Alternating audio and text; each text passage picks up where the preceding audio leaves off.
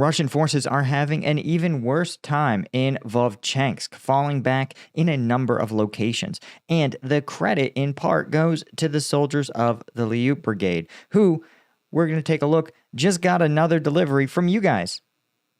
Those who donated to our fundraiser for the brigade. I'm Paul, U.S. Army combat veteran. Let's take a look at what's going on the front lines. So, first off, I think notably, in Vovchansk, we've heard a lot about Russian forces getting pushed back, and you can see that the Russians have been really trying to provide some sort of sustained relief for their soldiers trapped in this, what I think is some sort of industrial plant.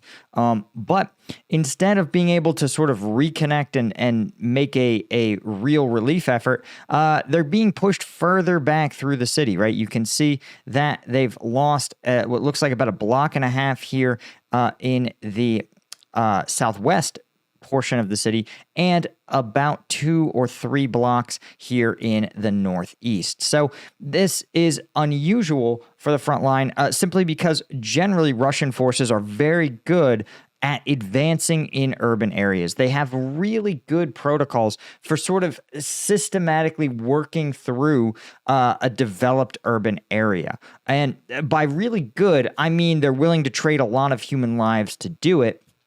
But that itself is a winning strategy for someone like Putin, who, again, it's not about, it's for him, for Putin, it's not about not taking casualties. It's about keeping your casualties at a level equal to the number of new soldiers you bring in, which sounds kind of like an industrial conveyor belt of killing people. And that's exactly what his strategy is. But the fact is that even with the industrial machine running at full bore, at least in some places, Ukrainians are figuring out tactics and strategies that allow them to drive the Russians back. And that, I think, is a hugely important takeaway.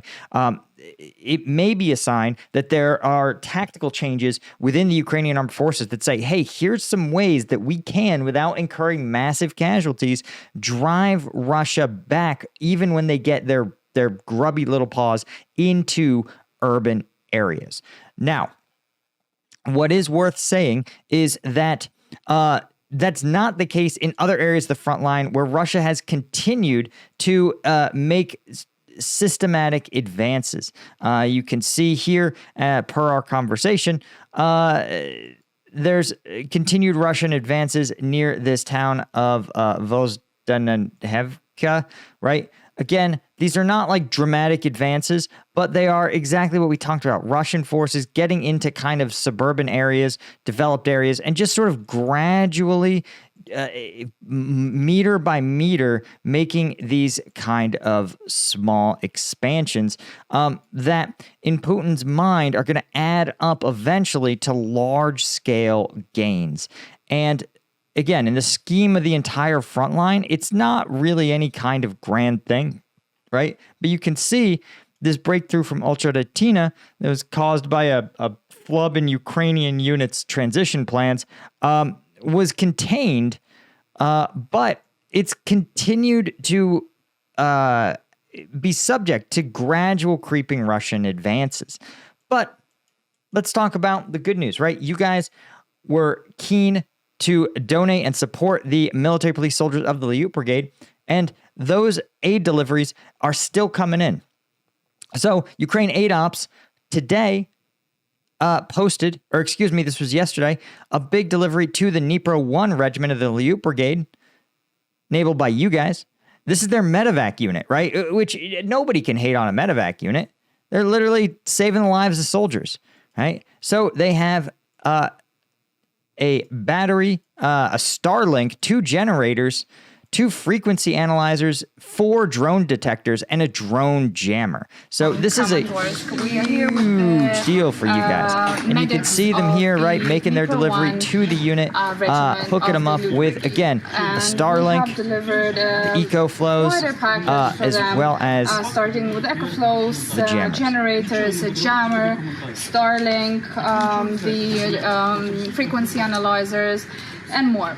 And we would like to thank Paul and his YouTube channel, Combat Veteran Reacts, for completely running this fundraiser and helping these boys with everything they needed.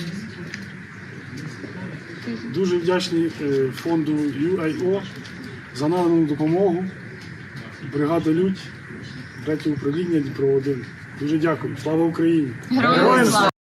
Yeah, dope, guys. And you guys deserve you guys deserve the credit for this whole thing, right? This is some serious stuff, and this is going to make a huge difference for them.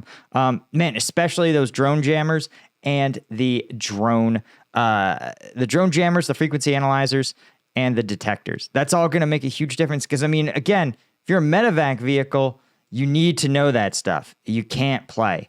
But that's not the only delivery you guys have gotten. The day before that, right?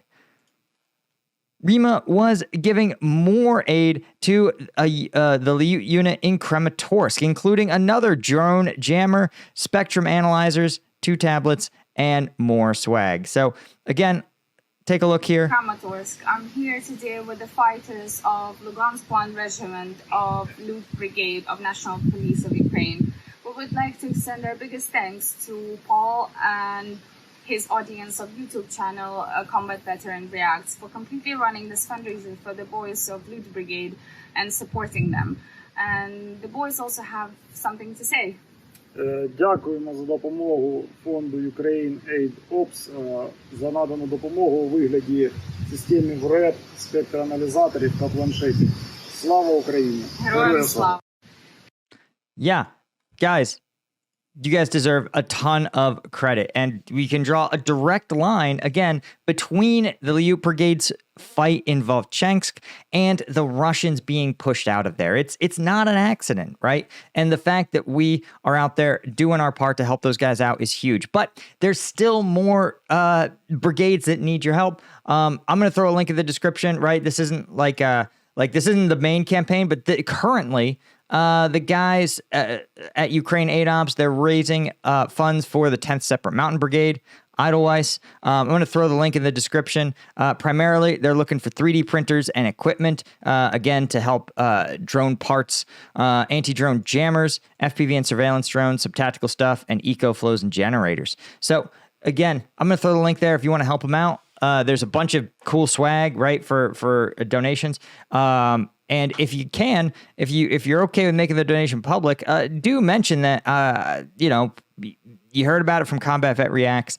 It's always good to let them know that I'm still out here, gassing them up, as the kids say. So check it out. I'll link it in the description. And of course, a huge thank you to the Colonel tier members of CombatVetNews.com, like James Jerling, Steve Moran, Doug Beck, Alan Knudsen, Bastian Hemmerling, and Yanko Georgiev, as well as all the lieutenant tier folks. I could not do this without you guys. I appreciate you so much. I hope you enjoyed the first Q&A video over on CombatVetNews.com that dropped yesterday, and I'll see you guys in the next one. Cheers.